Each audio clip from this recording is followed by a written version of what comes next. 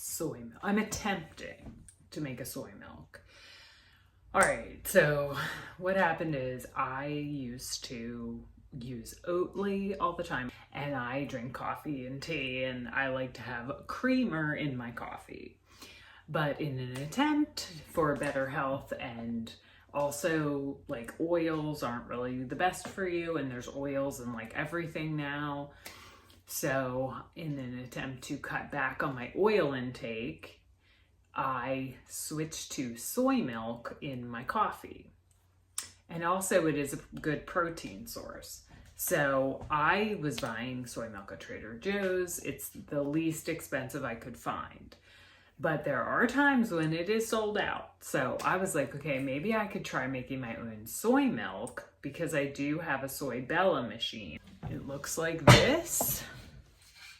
And you can make all kinds of nut milks in it. I went to an Asian market to find these soybeans because they do have them online. You can buy them on Amazon, but I was like, maybe I could get them less expensive in bulk or whatever.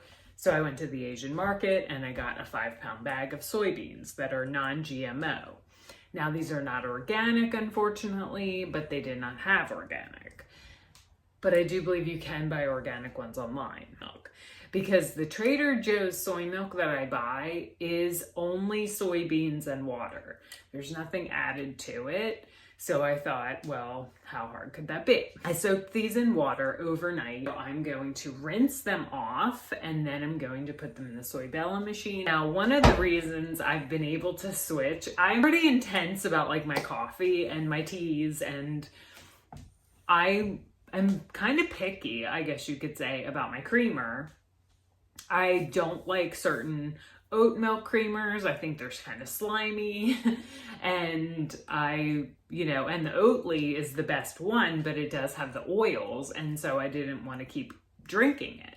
Plus I was, with my menopausal transition, I wanted to cut back the oils because I thought maybe that could help me with my weight loss.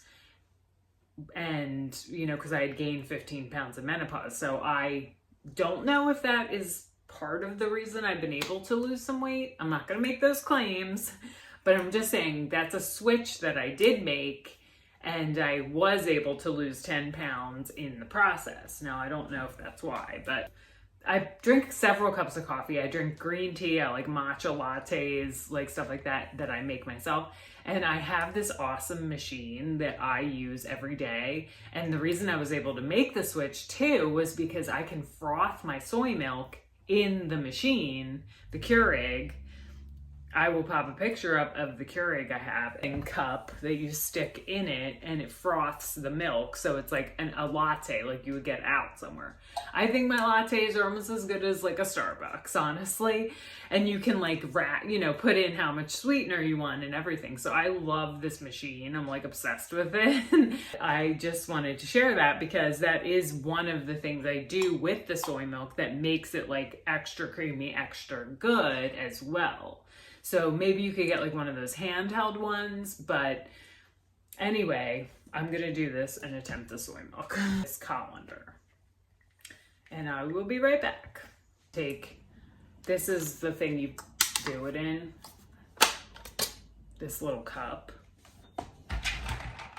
Just gonna use a big spoon.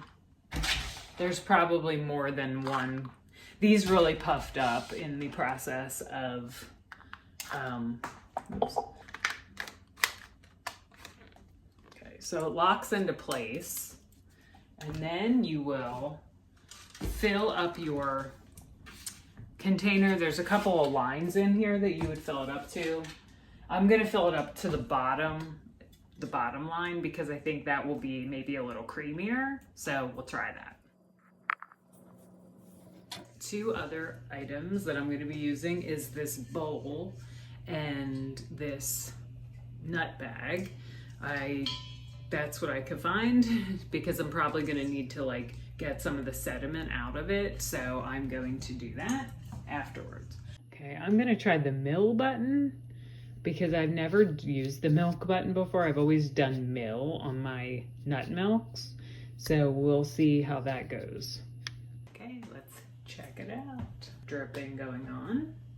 It doesn't smell like really, I mean, could add a date to this as well. I didn't do that because I'm trying to see if I could recreate the soy milk I buy, which doesn't have dates in it.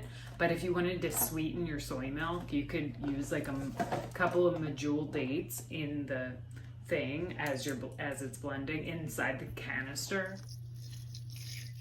It'll taste.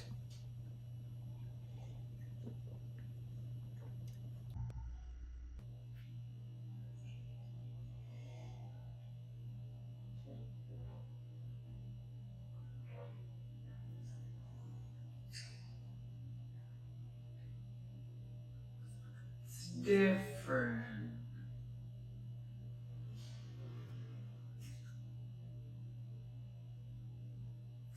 I'm curious to compare this with the Trader Joe's one and see how that tastes, because I feel like there's a little bit of a taste to this. I don't know if it's the beans.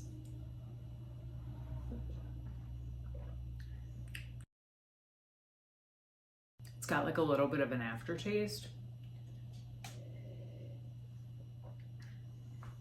Let me try the Trader Joe's one. This is the Trader Joe's soy milk that I buy, and it's just soybeans and water. It's gonna be good frothed.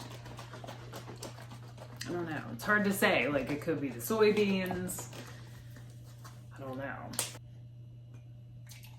It's different. It's definitely different. Let me see. That had a little bit of that. Yeah. It's got an aftertaste, I feel like, the one I made.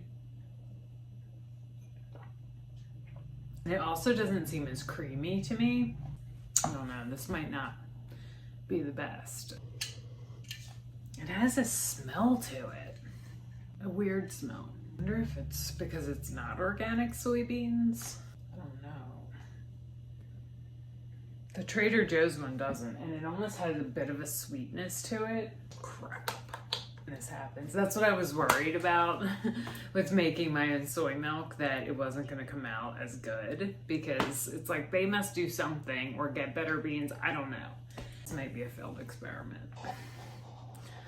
I could try frothing it, but the fact that it has that weird smell, I'm still on the quest.